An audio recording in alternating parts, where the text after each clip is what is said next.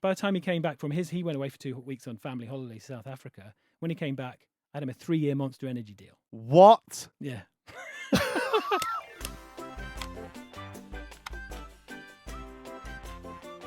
Every year I go to E3. E3 is the big gaming convention in LA every summer. Yeah. It was probably 2011, maybe in 2012 that year.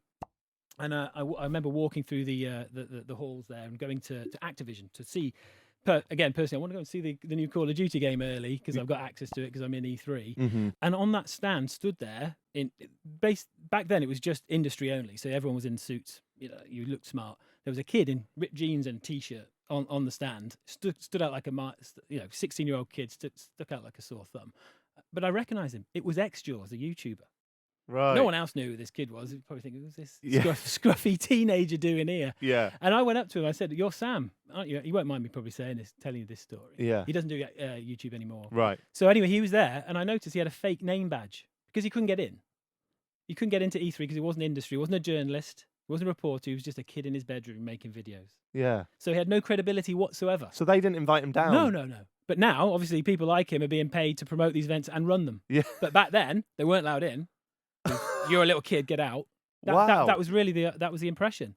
So this is what I sort of established in the industry to give these guys credibility. Anyway, so I said, "Hi, I watch your videos, lovely to meet you." And he says, "Oh, so you know all about gaming, do you?" Yeah, sort of. I know some of the publishers and peripheral makers, and I know all the businesses there. Yeah. And we just got chatting. He said, "Oh, because he did a video every week talking about the industry." He said, "Oh, I'd love to get some information from you. Can we swap Skype details?" I thought he was just being pleasant. Yeah. To tell me to piss off. Yeah. And I said, "Yeah, sure." So as we swapped Skype details, he saw I picked up my phone, and he saw I had a Call of Duty iPhone case on.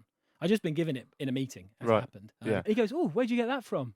So what the case is? "Oh, well, I just got it in the Activision." He goes, "They never gave me one."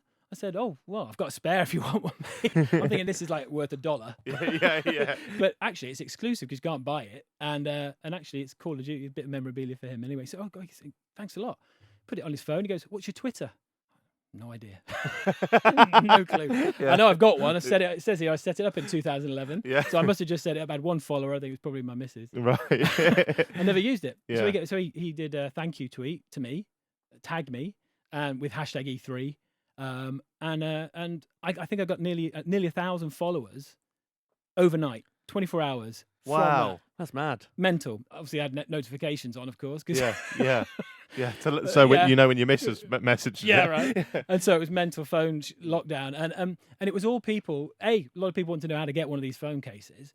Most people though were like, "What the hell's E3? And how the hell is Xjaws getting to see the game before me?" Right. And several YouTubers followed me, and they were all talking about, "Oh God, how do you get access to the game? How come we got to see it early?" Because they want to do videos on it. They want to be first. And one of the guys who followed me was Ali A. Oh. And Ali was, you could see, I didn't butt in at first, but he was talking to everyone in the community about, "Oh, when do you get to see these things? When the game releases, how do I get insight to it?" And I just popped in, "Well, next month there's a gaming convention in Germany called Gamescom, which we exhibit at. Fancy a VIP pass?" Oh. And he goes, "Yeah." So he took an EasyJet flight over. I gave him front of, it's almost like the fast track at Alton Towers, but you never leave the ride. Right. To the Call of Duty stand. So he had access to the game 2 months or 3 months before it was launched, before anyone else in the world saw it that year. What game was it? Do you remember? Black Ops 2. Oh, a big one as well. Yeah. Black Ops 2. So it's 3 months before Black Ops 2. Right. So then we went to Gamescom, met Ali, and at the end of that week, I found myself, every single person I bumped into who I knew I worked with, talking and selling Ali A pitch to this person about who he was. Why am I hanging around with a teenager at a gaming convention where I should be in a suit and doing business deals?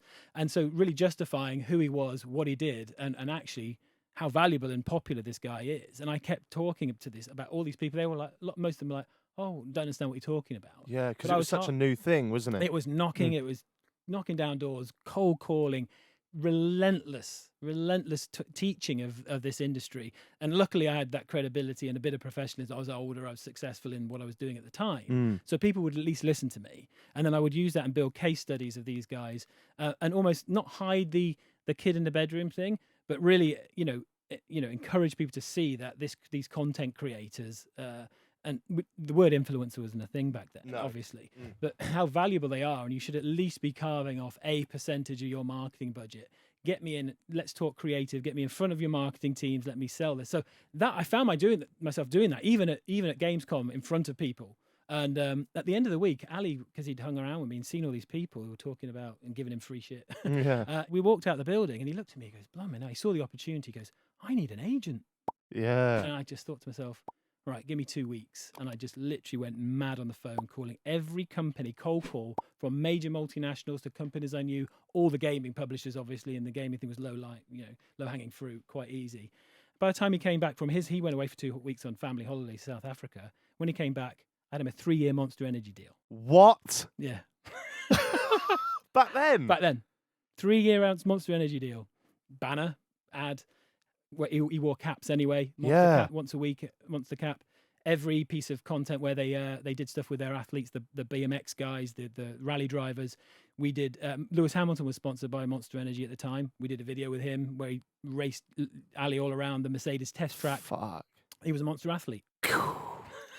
And so that case study then opens up more, and it's a snowball. Yeah, you kind of discovered kind of like influencers, didn't you? The male demographic for sure. The gamers and that. Yeah. Do you? Is that like a badge of honor for you now? Do you feel quite proud about that? I think so. Yeah. You look back, it's nearly as we approach 10 years. You think, would this be an industry? Someone had to do it first. Yeah. And others came in years after and helped obviously spread the word and share the load in that regard and built their own careers and businesses. But it's all on the back of those initial few years because they're the hardest. Yeah. They're the knocking on doors. They're the cold calling epic, relentless sales before enough people actually give a shit. Because if you work for a marketing business and you've had your budget, you go, okay, you've got this about to spend, you've got to do this on newspapers and you've got to do that on TV and this, that. And some bod knocks on the door. Hi, can we have some money for YouTubers? Dude, I'm busy. I ain't got time for this. I've already done my budget for the year. So, but it comes round. As long as you keep relentlessly in touch with these people, when they are about to have that meeting, get me in and pitch it. I will, even if you take 10% of your marketing budget this year and you make it into digital, not physical, here's your results. Here's all the case studies now. Even with Ali, we did an amazing case study with Porsche. Right. He was sponsored by Porsche to do a Porsche Cayman launch. Jeez. Because it was. I got through to them. In fact, it's like, well, why would a 16-year-old kid or 14-year-old kid buy a Porsche? It's the wrong audience. No. It's the future aspiration. When I was a kid, I had Lamborghini posters on my wall. Yeah. Countach or whatever it was back then. Or I Ferraris. had Fiat Punto a poster. I'll get there one day. No, I didn't. I never had you managing me, so I'm still climbing. We'll get there. So yeah, that was a Google case study as well because it was a really great one. It was just quickly. It was drones chasing a bright blue KN round Docklands, making a cool gamified type video. Yeah. And the hits and the engagement on that video were more than their TV ad. And so it's like Google actually helped with the statistics and the analytics. All right, that's a second page on my deck. Wow. And so then every time you're going in and you're pitching other guys like JJ for different things, you've got some actual. You're not just talking views anymore. You're talking actual returns and numbers, which eventually filters through. But again, people come and go out of these marketing agencies. You think you've got to a marketing agency and they're going to put all this business through you and your talent, and then they leave, they bugger off somewhere else. You've got to do it all over again. So those first 3 or 4 years were really tough. Yeah. But then penny dropped with all these businesses. Digital became more of a thing. Speed of broadband helped as well, and then So have you managed Ali A all the way through since exclusively since then? Yeah. Wow, what a story that is! I enjoyed hearing that. Cheers for sharing that. He said because it's an amateur exhibition fight, we had to announce both of them as winners. I said, well, one, not in the contract.